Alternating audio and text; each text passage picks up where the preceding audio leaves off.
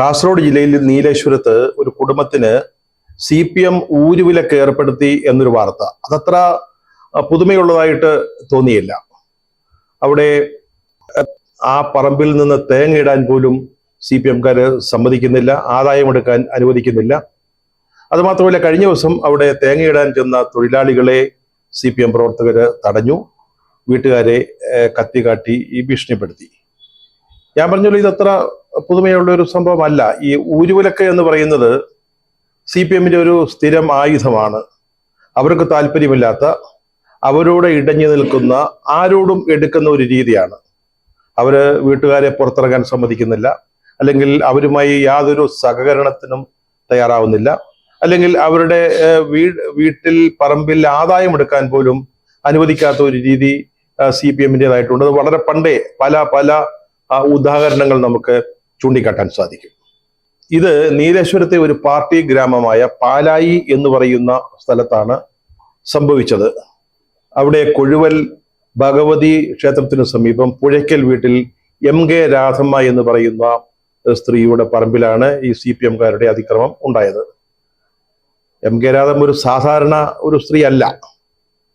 വടക്കേ മലബാറിലെ കമ്മ്യൂണിസ്റ്റുകാർ ഇന്നും ആവേശത്തോടെ നെഞ്ചിലെ ഒരു തീയായി കൊണ്ടു നടക്കുന്ന കയ്യൂർ സമരവുമായി ബന്ധപ്പെട്ട അതിൽ പങ്കെടുത്ത ഒരു സഖാവിന്റെ ചുറുബകളാണ്, എലിച്ചി കണ്ണന്റെ ചുറുബകൾ. അത് മാത്രമല്ല, മറ്റൊരു സമരഭടനായിരുന്ന PP കുമാരന്റെ മകളുമാണ്. ഈ കുമാരൻ MSPക്കാരുടെ ക്രൂര മർദ്ദനത്തിനിരയായി അന്നത്തെ CPIക്ക് വേണ്ടി പ്രവർത്തിച്ച ആളാണ്, സ്വാതന്ത്ര്യ സമരത്തിൽ പങ്കെടുത്ത ആളാണ്. എന്നിട്ട് പോലും സ്വാതന്ത്ര്യ സമര പെൻഷൻ വാങ്ങാൻ കൂട്ടാക്കാതെ ഇരുന്ന ഒരു അഭിമാനിയായ ധീര സ്വാതന്ത്ര്യ സമര സേനാനിയായിരുന്നു അദ്ദേഹം. അദ്ദേഹത്തിന്റെ മകൾക്കാണ്, MK രാധയ്ക്കാണ് ഈ ദുര്യോഗം ഇപ്പോൾ നേരിട്ടിരിക്കുന്നത്. CPM മുഴുവൻ പ്രാദേശിക ഘടകം മുഴുവൻ ആ കുടുംബത്തിനെതിരായിട്ട് തിരിഞ്ഞിരിക്കുകയാണ്. അവിടെ ഏതോ ഒരു അപ്രോച്ച് റോഡുമായി ബന്ധപ്പെട്ട് ഈ വീട്ടുകാരുമായിട്ടുള്ള ഒരു തർക്കമാണ് പിന്നീട് ഊരുവിലക്കിലേക്കും അവരുടെ പറമ്പിൽ ആദായം എടുക്കുന്നത് തടയുന്നതിലേക്കും ഒക്കെ വളർന്നിരിക്കുന്നത്. സ്വന്തം നാട്ടിൽ നിന്ന് ആരും തേങ്ങയിടാൻ വരാൻ തയ്യാറാവാതിരുന്നത് കൊണ്ട് പടന്നക്കാട് എന്ന് പറയുന്ന സ്ഥലത്തു നിന്ന് തൊഴിലാളികളെ വരുത്തുകയായിരുന്നു. അവരെത്തിയപ്പോൾ പ്രാദേശിക CPM പ്രവർത്തകർ അവരെ തടഞ്ഞു. അവരോടൊപ്പം ഉണ്ടായിരുന്ന വീട്ടുകാരെ കത്തികാട്ടി ഭീഷണിപ്പെടുത്തുന്നു, തേങ്ങയിടാൻ സമ്മതിക്കുന്നില്ല. ഇതാണ് അവിടെ നടന്നത്. പോലീസ് വന്നു, പക്ഷെ അവരവിടെ നോക്കി നിന്നു എന്നുള്ളതല്ലാതെ ഏതെങ്കിലും ഒരു തരത്തിൽ ഇടപെടുന്നതിന് തയ്യാറായില്ല. കാരണം ഭരിക്കുന്നത് CPM ആണ്, നാട്ടിൽ ഭരണം നടത്തുന്നത് CPM പ്രവർത്തകരാണ്. പിന്നെ പോലീസിന് എന്താണ് അവിടെ കാര്യമെന്നുള്ളത് പോലീസുകാർക്ക് നന്നായിട്ട് അറിയാവുന്ന കാര്യമാണ്. അതുകൊണ്ട് അവർ നിശബ്ദത പാലിച്ചു. ഒപ്പം തന്നെ പിണറായിയാണ് ഇവിടെ ഭരിക്കുന്നത് എന്ന് ഓർത്തു എന്ന് ഈ സഖാക്കളിൽ ചിലർ രാധയെയും കുടുംബത്തെയും ഓർമ്മിപ്പിക്കുകയും ചെയ്തു. അതിന് ഓർമ്മിപ്പിക്കാൻ ഒരു കാരണമുണ്ട്. കാരണം ഈ രാജ്യത്ത് ഭരണം എന്ന് പറയുന്ന ഒരു സാധനം ഇല്ലല്ലോ.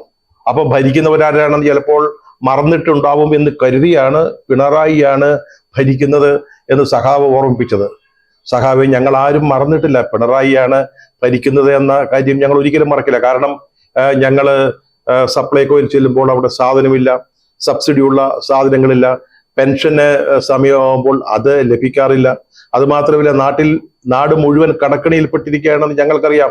സുപ്രീം കോടതിയുടെയും അല്ലെങ്കിൽ കേന്ദ്ര ഗവൺമെന്റിന്റെയും മുമ്പിൽ ഈ പിച്ചപാത്രവുമായിട്ട് ഈ സർക്കാർ നടക്കുന്നത് അതിന് പണം കടം വാങ്ങാനുള്ള അനുവാദത്തിന് വേണ്ടി കേണപേക്ഷിച്ച് നടക്കുന്നത് ഞങ്ങൾ കാണുന്നുണ്ട്.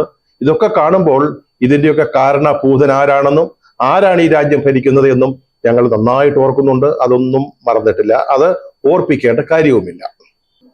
രാധയുടെ കൊച്ചുമകള് അവിടെ നടന്ന സംഭവങ്ങളൊക്കെ വീഡിയോയിൽ പകർത്തി. അങ്ങനെയാണ് ഇതിന്റെ വിശദാംശങ്ങളും തെളിവുകളും പുറത്തേക്ക് വന്നത്. അങ്ങനെ വീഡിയോ പകർത്തുന്നത് കണ്ടപ്പോൾ ഈ തൊഴിലാളികളിൽ ഒരാളിൽ നിന്ന് പിടിച്ചു വാങ്ങിയ ഒരു കത്തിയുമായിട്ട് ഒരു പ്രാദേശിക നേതാവ് അങ്ങനെ അലറി പാഞ്ഞു വരുന്ന ഒരു ചിത്രം ഇന്നത്തെ പത്രങ്ങളിൽ വന്നിട്ടുണ്ട്. അത് വാസ്തവത്തിൽ ഒന്ന് കാണണം. നമ്മുടെ പ്രാദേശിക കമ്മ്യൂണിസ്റ്റ് നേതാക്കളുടെ യഥാർത്ഥ മുഖം, CPM നേതാക്കളുടെ യഥാർത്ഥ മുഖം നമുക്ക് അവിടെ കാണാൻ കഴിയും. ഏതോ ഒരു ഉദയൻ സാറാണ്. ഇതാണ് ഇപ്പോഴത്തെ പ്രാദേശിക തലത്തിലെ പാർട്ടിയുടെ പ്രവർത്തനം എന്ന് പറയുന്നത്. ഒരു പ്രാദേശിക നേതാവിന്റെ ധാർഷ്ട്യം, അഹങ്കാരം, ഞങ്ങൾ എന്തും ചെയ്യുമെന്നുള്ള ഒരു തോന്നൽ, ഞങ്ങളാണ് ഇവിടെ സർവസ്വം എന്ന തോന്നൽ, അതാണ് ആ ചിത്രത്തിൽ തെളിയുന്നത്.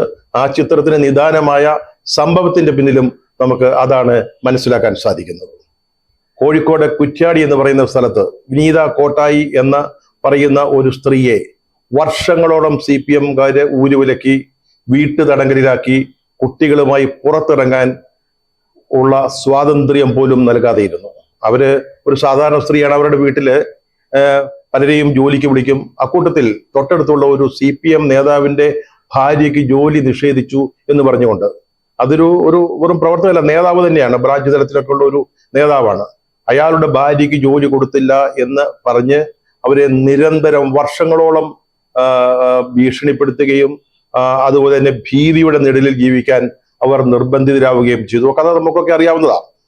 ഏറ്റവും അവസാനം അവരൊറ്റയ്ക്ക് നിന്ന് പോരാടുകയായിരുന്നു. ഏറ്റവും അവസാനം കോടതിയിലെത്തിയ കേസ്, ഈ കേസിൽ പ്രതികളായ 3 or 4 പേർക്ക് 4 വർഷം വീതം കഠിന തടവ് കോടതി വിധിക്കുകയും ചെയ്തു. ഇത് കുറ്റ്യാടിയിലെ വിനീത എന്ന് പറയുന്ന സ്ത്രീയുടെ അനുഭവം.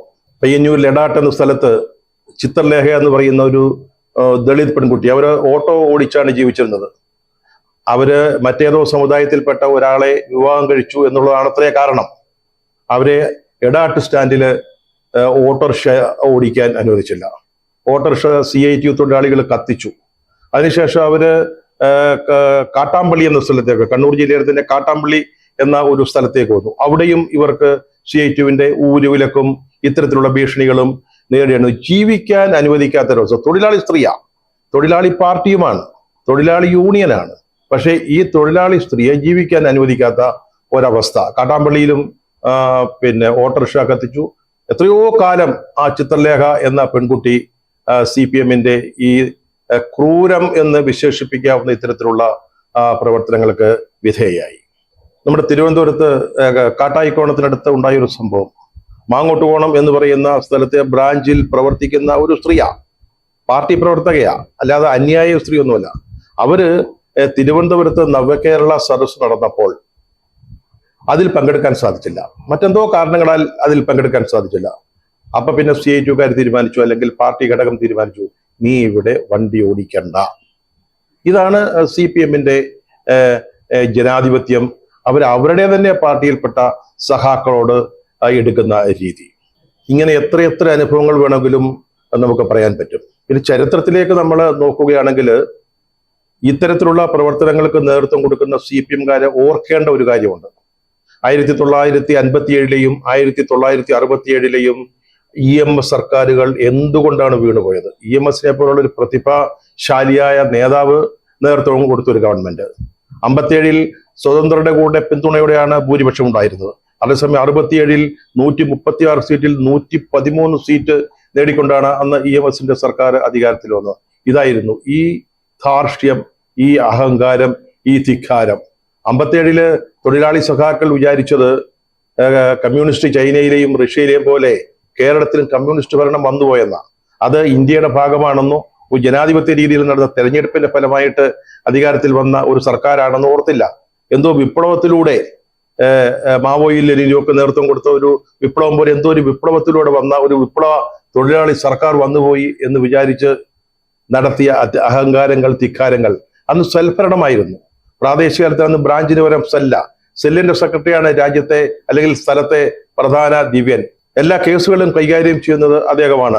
വസ്തു തർക്കത്തിൽ ഇടപെടും, 2 കുടുംബങ്ങൾ തമ്മിൽ മറ്റെന്തെങ്കിലും പ്രശ്നം ഉണ്ടായാൽ ഇടപെടും. ഏത് തരത്തിലുള്ള കേസ് ഉണ്ടായാലും, ഇനി ഒരു അവിഹിത ഗർഭം ആണ് വിഷയമെങ്കിൽ പോലും അവിടെയും തീരുമാനമെടുക്കുന്നത് പിന്നെ ഈ സെല്ലായിരുന്നു. സ്വൽഭരണം എന്ന് കുപ്രസിദ്ധി ആർജിച്ചു ഈ ഒരു പ്രതിഭാസം. അതേ തുടർന്നാണ് കേരളത്തിലെ ജനങ്ങൾ 57-ലെ സർക്കാരിനോട് അനുഭാവമില്ലാത്തവരായി പോയത്. വിമോചന സമരത്തിന് വേറെ കാരണങ്ങളുണ്ടാവാം, വിദ്യാഭ്യാസ ബില്ല് അല്ലെങ്കിൽ ഭൂപരിഷ്കരണം, അതുപോലെ പല പല കാര്യങ്ങളുണ്ടാവാം. പക്ഷേ ജനങ്ങൾ ആ സർക്കാരിനെ വെറുക്കാനുള്ള ഒരു കാരണം എന്ന് പറയുന്നത് ഇത്തരത്തിലുള്ള ഒരു ധാർഷ്ട്യമായിരുന്നു. സെൽ സെക്രട്ടറിമാരുടെ, അതായത് താഴെ തലത്തിലുള്ള പാർട്ടി ഘടകത്തിന്റെ പോലും അവര് പോലും നടപ്പാക്കിയ ഈ ധാർഷ്ട്യവും ധിക്കാരവും നിറഞ്ഞ പെരുമാറ്റ രീതികൾ, അതാണ് ജനങ്ങളെ സർക്കാരിൽ നിന്ന് അല്ലെങ്കിൽ പാർട്ടിയിൽ നിന്ന് അകറ്റിയത്. 67 തന്നെയാണ് സംഭവിച്ചത്. ഇപ്പോഴത്തെ CPI എന്ന് പറയുന്ന മറ്റൊരു കമ്മ്യൂണിസ്റ്റ് പാർട്ടി ഉണ്ടായിട്ട് പോലും CPM-ന് വലിയ ഭൂരിപക്ഷം ഉണ്ടായിരുന്നു ആ മുന്നണിയിൽ. മൊത്തം സീറ്റ് 113 അതിൽ തന്നെ ബഹുഭൂരിപക്ഷം സീറ്റുകളും CPM-ന്റേതാണ്. ആ സാഹചര്യത്തിൽ അവരുടെ അധികാരം ഉപയോഗിക്കുകയായിരുന്നു. ഇവിടെ സാധാരണ ഭൂമിയില്ലാത്ത ആളുകൾക്ക് ഭൂമി കൊടുക്കുന്നതിന് വേണ്ടിയുള്ള കമ്മിറ്റിയിൽ, അല്ലെങ്കിൽ ആ ഭൂമി കൊടുക്കുന്നതിൽ, അതുപോലെ തൊഴിൽ, അതായത് ആ കാലത്ത് പോലീസ് വെരിഫിക്കേഷൻ ഉണ്ടായിരുന്നു. 67-ലെ ഗവൺമെന്റ് വരുന്നതിന് മുമ്പ് പോലീസ് വെരിഫിക്കേഷനിൽ ആർക്കെങ്കിലും കമ്മ്യൂണിസ്റ്റ് ബന്ധങ്ങളൊക്കെ പറഞ്ഞ് തൊഴിൽ നിഷേധിക്കും. പക്ഷേ ഈ ഗവൺമെന്റ് വന്നപ്പോൾ അത് മാറ്റി.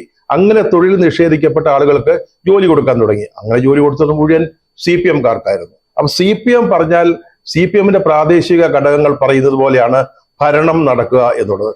CPI-ക്കോ RSPക്കോ അന്നത്തെ ഇന്ത്യൻ സോഷ്യലിസ്റ്റ് പാർട്ടിക്കോ ലീഗിനോ ഒന്നും ഭരണത്തിൽ യാതൊരു പ്രാധാന്യവുമില്ല. ഇവരുടെ ധാർഷ്ട്യം, ധിക്കാരം, ഇതൊക്കെ നടക്കും. നമുക്കറിയാം, ഈ വെളുത്തുള്ളിക്കായൽ സമരമൊക്കെ ഒരു ഉദാഹരണമായി. AK ആന്റണിയും മറ്റും നേതൃനിരയിലേക്ക് ഉയർന്നത് ആ സമരത്തിലൂടെയാണ്. അവിടെ കായൽ 70 CPM കുടുംബക്കാർക്കായിട്ട്, മറ്റാർക്കുമില്ല, 70 CPM കുടുംബക്കാർക്കായിട്ട് പതിച്ചു കൊടുക്കാൻ തീരുമാനിച്ചപ്പോൾ അങ്ങനെ ഭരണത്തിന്റെ എല്ലാ മണ്ഡലങ്ങളിലും CPM-കാരെ മാത്രം ശ്രദ്ധിക്കുകയും മറ്റുള്ളവരെ അവഗണിക്കുകയും ചെയ്ത ഒരു പ്രത്യേക രീതി ഈ സൽഭരണത്തിന്റെ മറ്റൊരു പതിപ്പായിരുന്നു. ഇതാണ് 67-ലെ സർക്കാരിനെ വീഴ്ചത്. അപ്പം ഈ അണികളുടെ, പ്രവർത്തകരുടെ ഇത്തരത്തിലുള്ള പ്രവർത്തനം, 67-ല് ഒരു സംഭവം ഉണ്ടാകുന്നത് വിയപുരം എന്ന് പറയുന്ന സ്ഥലത്ത് തൊഴിലാളികളും കർഷകരും തമ്മിലുണ്ടായ ഒരു തർക്കം. ആ തർക്കത്തിലും പോലീസ് തൊഴിലാളിക്കൊപ്പമാണ് നിന്നത്.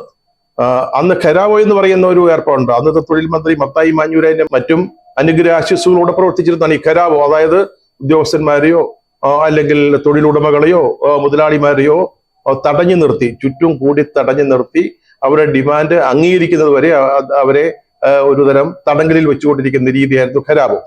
ഈ വിയപുരത്ത് അതുപോലെ തൊഴിലാളികളും കർഷകരും കൂടെ ഏറ്റുമുട്ടി വലിയ തർക്കമായി. അവസാനം അന്ന് MLA കൂടിയായിരുന്ന ജോൺ ജേക്കബ്, കേരള കോൺഗ്രസിന്റെ അംഗമായിരുന്നു, അദ്ദേഹം പറഞ്ഞു, ഈ സർക്കാർ അധികാരം ഒഴിയുന്നത് വരെ ഞാൻ താടി പഠിക്കില്ല എന്ന് പറഞ്ഞു. ഒരിക്കലും ആ സർക്കാർ വീഴും വിചാരിച്ചില്ല. 136-ൽ 113 സീറ്റുകളാ. പക്ഷേ ഈ CPM-ന്റെ ഇത്തരത്തിലുള്ള ധാർഷ്ട്യം കൊണ്ട് മാത്രം അവർ CPI-യോട് മറ്റു ഘടകകക്ഷികളോട് ഒക്കെ എടുത്ത ധാർഷ്ട്യം, അതിന്റെ ഫലമായിട്ട് ആ ഗവൺമെന്റ് വീണു. അവസാനം വളരെ ആഘോഷമായിട്ട് ജോൺ ജേക്കബ് താടിയെടുത്ത കഥയൊക്കെ പലരും ഇപ്പോഴും ഓർക്കുന്നതാണ്.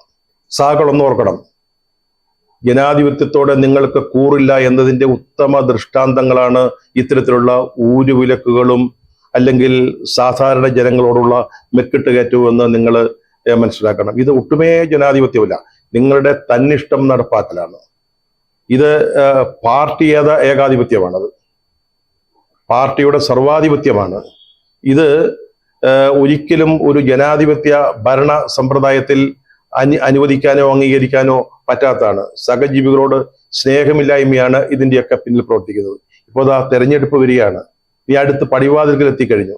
ഞാൻ നേരത്തെ പറഞ്ഞതുപോലെ സപ്ലൈകോയിൽ ചെന്നാൽ സാധനം കിട്ടാനില്ല, പെൻഷനില്ല, അങ്ങനെ പല പല പ്രതിസന്ധികളിൽ ഈ സർക്കാർ നിൽക്കുമ്പോൾ കുറഞ്ഞപക്ഷം ഇത്തരം കാര്യങ്ങൾ ഒന്ന് മാറ്റിവെക്കാനുള്ള ഒരു ഔചിത്യം പോലും നിങ്ങൾക്കില്ലല്ലോ എന്ന് ഓർത്തു പോവുകയാണ്. നിങ്ങൾക്കത് എങ്ങനെ ഉണ്ടാവും? നിങ്ങളുടെ പാർട്ടിയെ നയിക്കുന്ന അല്ലെങ്കിൽ ഭരണം കൊണ്ടു നടക്കുന്ന നേതാക്കന്മാർ തന്നെ ധാർഷ്ട്യത്തിന്റെയും അഹങ്കാരത്തിന്റെയും മുടിചൂടാമന്നന്മാരായിട്ട് നിൽക്കുമ്പോൾ അണികള് ഒരു ശകലം ധിക്കാരവും ധാർഷ്ട്യവും കാണിക്കണമല്ലോ. എന്തു ചെയ്യാം? വിനാശകാലേ വിപരീത ബുദ്ധി എന്ന് മാത്രമേ പറയാനാവൂ.